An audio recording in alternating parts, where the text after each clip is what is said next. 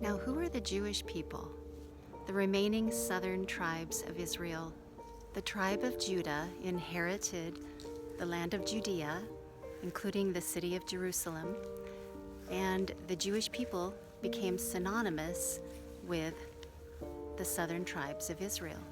During the 6th century B.C., the Jewish people had a little time out during the Babylonian Exile, and it was the purpose of our Creator to have the Persian King Cyrus return the people of Israel to their land and help them rebuild. There has always been a remnant of the people of Israel in the land that was promised to Abraham, Isaac, and Jacob.